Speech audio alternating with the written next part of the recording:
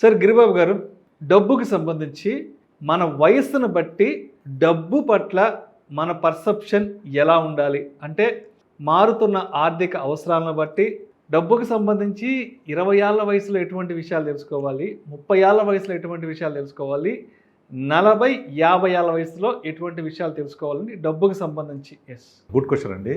నార్మల్గా చాలామంది నా దగ్గరికి వచ్చేవాళ్ళు వాళ్ళ ఆల్మోస్ట్ రిటైర్మెంట్కి దగ్గర అయ్యి ఒక 50-55 వచ్చిన తర్వాత, ముఖ్యంగా సాఫ్ట్వేర్ ఎంప్లాయీస్ అయితే 40-45 తర్వాత ఇంకా నాకు సినిమా కనిపిస్తుంది, ఇంకా ఆల్మోస్ట్ ఆల్ మా జాబ్స్ స్థిరంగా లేవు, ఇప్పుడేం చేయాలని వస్తూ ఉంటారు. అలాగే కొంతమంది రిటైర్ అయిన వాళ్ళు పాపం వాళ్ళ లైఫ్లో అంతా కూడా బరువు బాధ్యతలు, కుటుంబ పరిస్థితుల వల్ల గవర్నమెంట్ జాబ్ అయినప్పటికీ ప్రాపర్ ప్లానింగ్ చేసుకోకపోవడం వల్ల ఇప్పుడు గవర్నమెంట్లో కూడా పెన్షన్ లేకపోవడం వల్ల ఇబ్బంది పడుతూ ఉంటారు.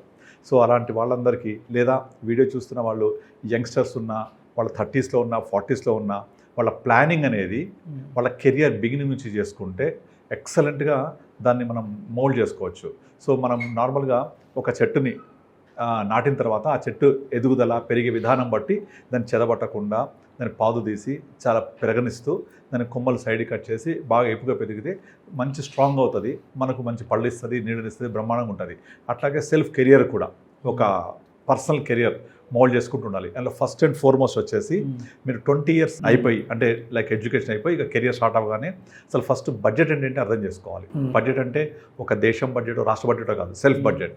నాకు మొత్తం ఎంత ఇన్కమ్ వస్తుంది, ఇందులో ఏ అవసరానికి ఎంతెంత నేను వాడుకోవాలి, నాకు ఖర్చులకు ఎంత వాడుకోవాలి, నా సరదాలకు ఎంత వాడుకోవాలి, లేకపోతే ఫ్యూచర్కి ఎంత పక్కన పెట్టాలి, నా ఎడ్యుకేషన్ లోన్ ఉంటే ఎంత నేను కంట్రిబ్యూట్ చేయాలి, పేరెంట్స్కి ఏమైనా రెస్పాన్సిబిలిటీ ఉంటే ఎలా చేయాలి, నా ఫ్యూచర్ ప్లాన్ మ్యారేజ్కి ఎంత చేసుకోవాలి, లేకపోతే హోమ్ కొనుక్కోవాలని ఏం ప్లాన్ చేయాలి, ఇవన్నీ ముందు నుంచి ఒక బడ్జెట్ అర్థం చేసుకొని ఏ బకెట్కి ఆ బకెట్ కనుక ప్లాన్ చేసుకుంటే ఎక్సలెంట్గా ఉంటుంది. ఫస్ట్ నేర్చుకొని బకెటింగ్ చేసుకొని చేయాలి. కానీ చాలామంది ఏం చేస్తారు, వాళ్ళకు శాలరీ రాగానే ఫస్ట్ శాలరీ రావడానికి ముందే ఈఎంఐస్లో ఏం గ్యాడ్జెట్స్ కొనాలి, ఆ గ్యాడ్జెట్స్ అయిపోయిన తర్వాత ఈఎంఐ కడుతూ ఉంటారు, బైక్ కొనాలి, బైక్ అయిపోయిన తర్వాత కొంచెం వెళ్ళిన తర్వాత నేను ఒక 4-wheeler తీసుకోవాలి, అది అయిపోయిన తర్వాత వీకెండ్ ఫ్రైడే ఒక పబ్, సాటర్డే ఒక పబ్, డిఫరెంట్ పబ్స్ వెళ్ళాలి, డబ్బులు సరిపోవట్లేదు, నా జీతం 40-50 వేలు సరిపోవట్లేదు, ఇది ఆన్సర్ చెప్తూ ఉంటారు.